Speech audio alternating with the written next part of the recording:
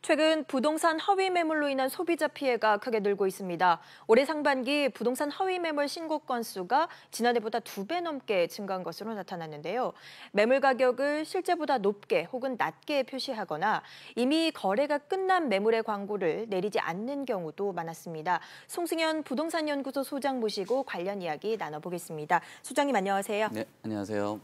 네, 최근 부동산 허위 매물로 인한 신고가 크게 늘고 있다죠. 네, 그렇습니다.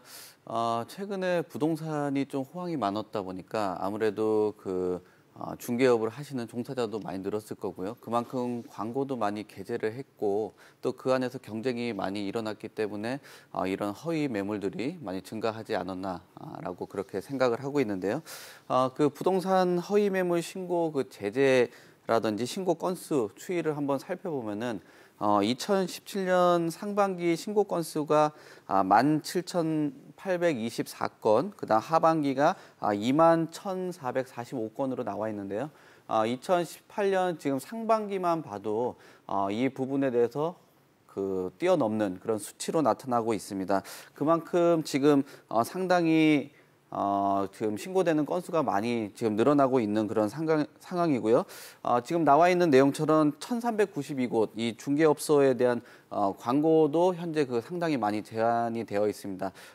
무려 1년 새 37% 정도가 상승을 했다라고 보여지기 때문에 이만큼 수치가 상승을 했다는 거는 그만큼 피해를 보고 있는 소비자들도 많이 늘었다라고 볼 수 있기 때문에 상당히 심각한 좀 부분이 아닌가 그렇게 좀 짚어볼 수가 있겠습니다. 그렇군요. 그럼 저희가 좀 구체적으로 어떤 사례들이 있는지 한번 살펴보면 좋을 것 같거든요. 네, 일단 부동산 허위 매물을 한 크게 3가지 정도로 살펴보면은 가격하고 매물, 그다음에 정보에 대한 오류를 한번 살펴볼 수가 있겠는데요.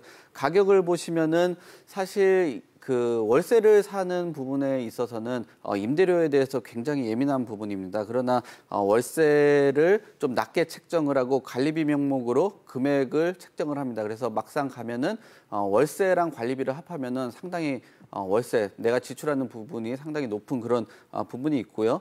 또 거래가 사실상 끝났는데도 광고를 내리지를 않고 있습니다. 그래서 사실상 이런 부분들은 미끼 매물로 속하는 부분이기 때문에 이런 부분도 허위 매물로 한번 살펴볼 수가 있겠고요.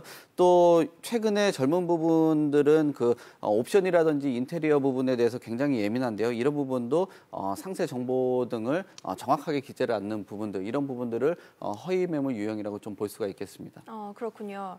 최근에는 집값 담합 등의 이유로 등장하는 허위 매물도 상당히 많다고 제가 들었는데 어떻습니까? 네, 최근에 입주 물량이 많이 늘어나면서 부동산 가격에 대해서 좀 우려들을 많이 하고 있습니다. 그런 우려들을 가지고 주택을 가지고 있는 또 그 안에서 뭐 분여회라든지 카페를 운영하시는 분들이 본인에 대한 집값이 떨어지길 원치를 않습니다. 그래서 이런 부분들을 좀 담합을 하는 성향들이 있고요. 이런 가격들을 중개업소에게 좀 강요를 많이들 합니다. 그렇다 보면은 이런 압박 또 그 안에서 중개업을 해야 되는 그런 입장들을 대신을 해야 되기 때문에 중개업소들이 이런 물건들을 좀 많이들 올리고 있는 그런 모습이고요. 또 강요를 많이 당하다 보니까 아무래도 사실상 피해를 보고 또 중개업소가 또 징계를 받는 그런 모습들도 살펴볼 수가 있습니다.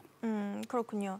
이렇게 허위 매물이 실질적으로 문제가 되는 게 당장 집을 구해야 하는 수요자들에게 직접적인 영향을 미칠 수 있기 때문이죠.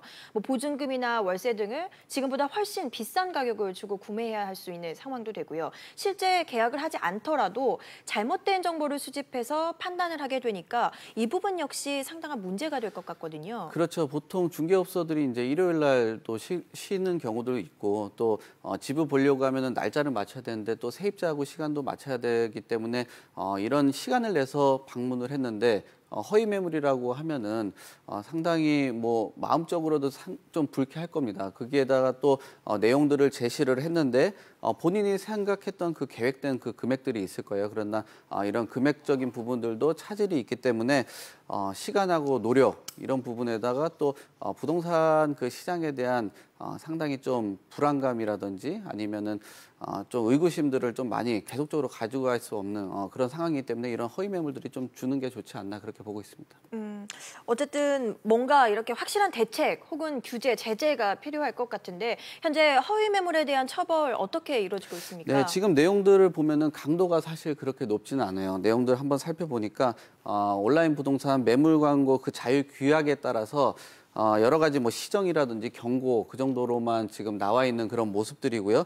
또 정상 매물이라고 중개업소들이 주장하는 경우들도 있습니다. 그렇다면은 겨우 한 일주일에서 2주일 정도만 등록 제한하는 경우들이 있고요. 또 부동산 매물 클린 센터에서도 여러 가지 뭐 거짓으로 신고하는 사람들도 있을 거고 또 허위 매물들을 등록하는 데 있어서 제재를 강화를 하고 또 좀 좋은 그 안정적으로 성실하게 하는 것들은 인센티브를 제공을 한다라고 얘기하는데 역시나 그 계획일 뿐 아직까지도 많이 피해를 보고 있고 실질적으로 시장에서 많이 일어나고 있지 않는 그런 모습이라고 볼 수 있습니다.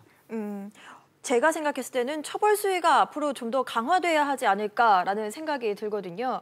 이렇게 허위 매물로 인한 피해를 최소화하기 위해서 좀 어떤 점들을 소비자들이 주의해야 될까요? 네, 일단 뭐 그 소비자들은 전화를 한 곳만 하고 가격만 보고 방문하시면은 사실 좀 피해를 보는 경우가 많습니다. 그 동네 부동산에는 시세가 존재를 하거든요. 여러 부동산을 뭐 한 3개에서 5군데 이상 정도 통화를 좀 해보시고 그에 맞는 적정한 시세를 보시고 방문을 하시는 게 좋을 거고요. 또 최초에 내가 등록한 그 일자들이 있을 겁니다. 근데 일자하고 내가 그 보려고 하는 일자가 너무 차이 나면은 없어졌을 경우도 많아요. 그러니까 등록 일자도 한번 좀 확인을 해보실 필요가 있고 역시나 시장에서 존재하는 그 시세보다도 너무 지나치게 낮다라면은 의심을 해보실 필요가 있고 실질적으로 의심이 아니라 개인적으로는 뭐 방문을 안 하는 게 좀 낫지 않나 그렇게 보고 있습니다. 네, 소장님 오늘 소중한 정보 감사합니다. 네, 감사합니다.